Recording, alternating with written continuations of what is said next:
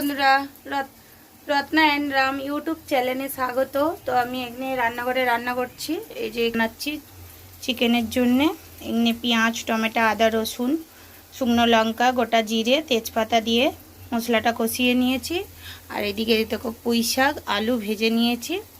আর এদিকে আছে এই যে চিকেন। তো পুঁই শাক, আলু চিকেন বানাবো, তো খেতে খুবই ভালো লাগবে।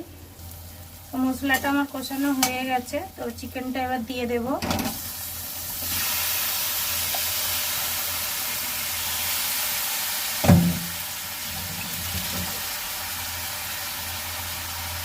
চিকেনটা দিয়ে দিয়েছি, এবার ভালো করে মশলার সাথে চিকেনটাও কষিয়ে নেব।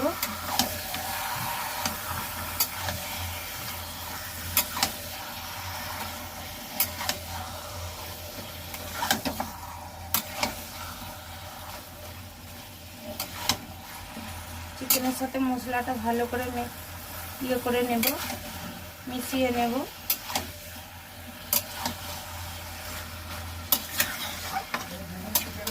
মেশানো হয়ে গেছে, তো আমি ঢেকে দেব।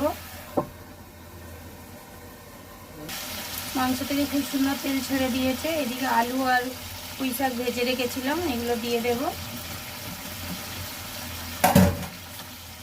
দিয়ে ভালো করে কষিয়ে নেব। মাংস আলু দিয়ে পুঁই শাক বানিয়ে খেয়ে দেখবেন, খুবই ভালো লাগে। আমরা তো বানাই।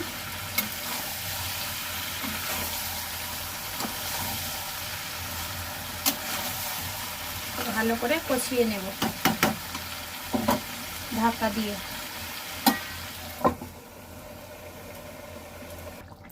তো তরকারিতে জল দিয়ে দিয়েছিলাম, ভালো করে ফুটেও গেছে, তরকারিটা হয়ে এসেছে। গরম মশলা দিয়ে দেব। চিকেন বান রা চিকেন। গরম মশলা দিয়ে দিয়েছি, তো এবার ঢেকে দেব।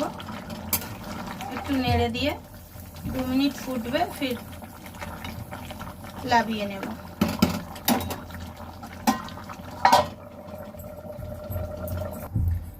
তরকারিটা ঢেলে নিয়েছি, এই যে একদম গরম। তো চলো এবার খাওয়া দাওয়া হবে। তো খেতে বসে গেছি।